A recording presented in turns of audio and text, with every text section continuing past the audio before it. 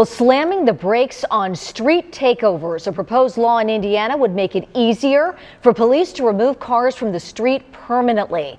WDRB's Richard Essex tells us it's about to be an end for these donuts and these crazy scenes we're seeing, Richard.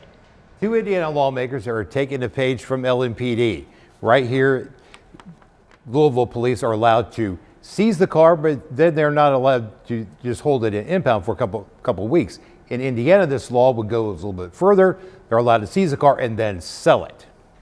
A slap on the hand is not enough. Taking part in one of these spinning or street takeover events could cost the driver his or her car. Indiana State Senator J.D. Ford, one of the lawmakers behind this legislation, said the current state laws don't do enough to stop these events. The people taking part would be looking at some jail time, some prison time. If you're caught a second time taking part in it, yeah, that's when you could have your vehicle seized. The Louisville ordinance allows police to impound cars and hold them for up to a year. The seized cars in Indiana would be auctioned off to pay fines or costs associated with an investigation. Excess money would go to the general fund of the town or city where the car was seized. And I think that's really the heart of this. These spinning events have become social media gold. You have seen the videos of cars spinning around as drivers routinely ruin perfectly good tires for the social media attention. It was a social media sticker that led police to a notorious street racer here in Louisville just a few weeks ago. And the organizers of these events could also get charged. Part of this bill says that if you're the one that's organizing this, then you potentially could, be tagged with some of these violations. And I think, if you're posting on your social media, hey, come out, join us.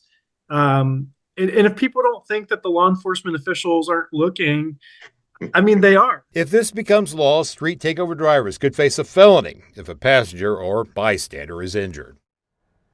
This legislation still has a few steps to go before hitting the governor's desk. Richard, we should point out that your reporting has really been instrumental in getting this in front of lawmakers because you've been reporting on this issue on the Indiana side for like 2 years?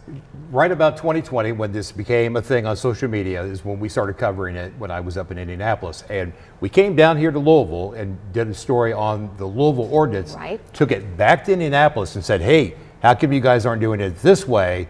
And now it's gotten lawmakers' attention, and here we go. Yeah, any roadblocks in the House, Senate, or at the governor's desk, do you think, for this legislation? The two senators that are sponsoring this, one's a Republican, one's a Democrat. You don't usually see these two together on much legislation. So this looks like it has at least the support from these two going forward. Good to know. Richard, thank you.